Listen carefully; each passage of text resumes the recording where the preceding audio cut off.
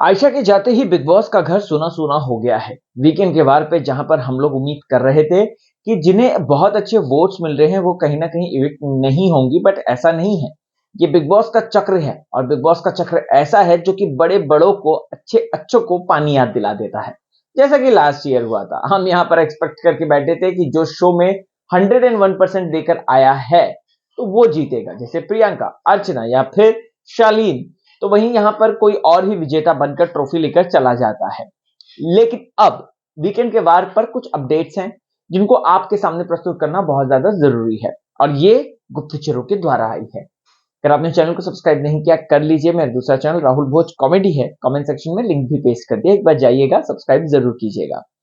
अब आप लोगों को तो पता है कि आयशा को यहां पर लाइव जो जनता आई थी, जो मुट्ठी भर ऑडियंस थी, उन्होंने इविक्ट कर डाला।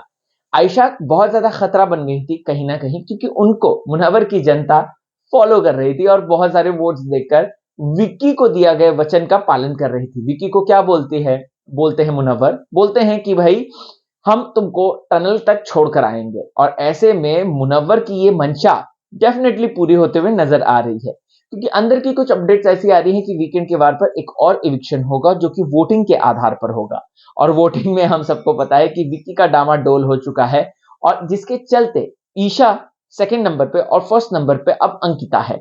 और अगर बात की जाए तो आयशा थर्ड नंबर पे बनी हुई थी, बॉटम पे बनी हुई थी, और कहीं ना कहीं वो ईशा को भी पीछे कर सकती थी।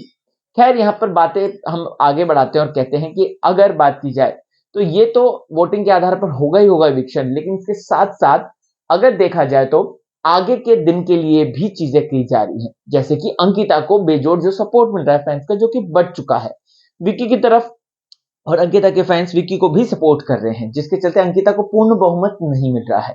और अगर ये लोग चाहें तो अंकिता को पूर्ण बहुमत मिले, इसके लिए इनको विक्की का गेम करना होगा। तो भाई विक्की का इविक्शन तो इस हफ्ते होके ही रहेगा, ऐसा देख के लग रहा है। इस हफ्ते नहीं तो अगर अगले हफ्ते तक के लिए उनको लेकर जा रहे हैं तो डेफिनेटली जैसे निमृत कौर के साथ हुआ था वैसे ही विक्की के साथ भी हो सकता है, क्योंकि इस वक्त अरुण भाई से भी कम वोट्स उनको ही मिलेंगे, ऐसा देख के लग रहा है। अब देखते हैं कि इस हफ्ते क्या होता है धमाल। आप टेंशन मत लीजिए, क्योंकि सारी अपडेट्स तो राहुल भोज आपको बताता रहेगा। चलता हूं यारो, अपना ख्याल रखें।